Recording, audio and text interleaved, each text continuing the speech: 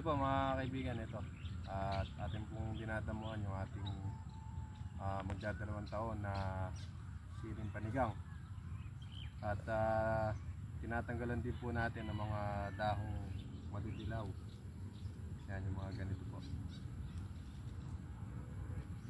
At kaya po natin ito tinatanggal dahil ito po ay mayroon pong dalang sakit na punggos, para kahit pa paano po ay hindi siya masyadong lumala. Ito tinatanggal na po natin para hindi na siya masyadong kumalat pa. Pagkayari po natin itong tanggalin at malinisan, sprayin po natin ito ng fungicide para nun yung pong kanyang dahon tuloy-tuloy sa pagsigla at hindi siya mamatay. Yan po mga kaibigan, mano-mano po yung ating ginagawang pagdadamo at isang paraan na rin po ito ng ating pagbabantay o kahit pa paano ay malibang-libang tayo habang tayo ay nagbabantay sa ating siling panigang. Dahil isang ngayon po mga kaibigan ang presyo po ng panigang, nakahalaw tayo kanina ng isang bundle, so binayaran po ng 250 ang isang bundle, kaya medyo mainit po sa mata yung ating sili. Kaya sasamahan natin ng konting, sabi nga, pagbabantay. Kasi dito po sa amin, sa lugar namin, yung pong aming mga kalamansi ay nawawala. Ang presyo po ng kalamansi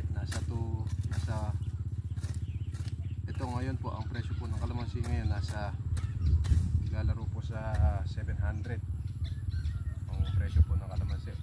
Kaya marami pong nawawala, kababa po ng presyo. Ito pong siling panigang, napakadali lang po niyang pitasin, kaya mas prone po siya sa mga, sabi nga ay hindi magandang gawain. Kaya palaki po ng ating pagdadamo ay atin na rin po itong babantayan para at least kahit pa paano. Ito po kasi meron na siyang mga ilan-ilang bunga na mga pwedeng pitasin. Tulad po halimbawa nito.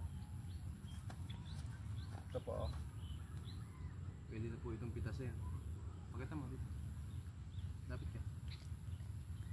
Yan o. Pwede na po itong pitasin. Kaya kung mawawala po yan, yung mga ganito, nako, ay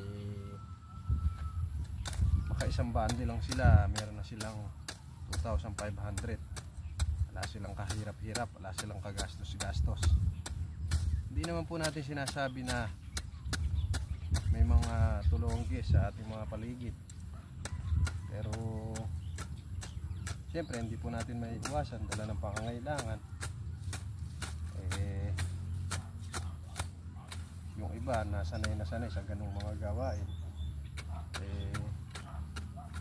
hindi po natin may iwasan. Kaya kailangan tayo naman pong may mga halaman, bantayan na lang natin yung ating mga halaman para hindi po tayo mawala. Ito po ang ating update po sa ating siling panigang mga kaibigan. At tuloy-tuloy lang po tayo sa ating mga pagtatanim para nang sa ganon ay kung ano man po yung presyong ating matapatan, yun po yung pinagkaloob sa atin ng may kapal. Kaya hanggang dito na lang po ang ating vlog, at lagi po natin tatandaan na ang taong mapagtanong daig po ang marunong. Please subscribe po sa aking YouTube channel at papalo po sa aking Facebook page. Salamat po and God bless sa inyo lahat. At para po sa mga tulongges o dun sa mga malilikot po ang kamay, magbago na po tayo. Igawa po natin yung ating kamay ng mga mabubuting bagay. Magtrabaho tayo para nun ay hindi po galing sa masama. yung ating kakainin. At sa ating pinaghirapan o pinagpawisan, yun po ang ipapakain natin sa ating pamilya. Para nun, yung ating mga anak, pag nagsilaki, matuto rin silang magsipag o gumawa ng mga bagay na kapakipakinabang o mabuting bagay. Yun po ang aming natutunan sa amin pong sa MCGI. Kaya kaysa po tayo ay kung ano-ano ang ating gawin, tayo po ay gumawa ng mga kapakipakinabang na bagay at maging kapakipakinabang tayo sa ating lipunan, at hindi tayo sakit ng ulo ng ating mga kababayan o mga kasamahan sa bahay. Tayo po ay magsipag, mga kaibigan. Yun lang po ang aking masasabi at maraming salamat.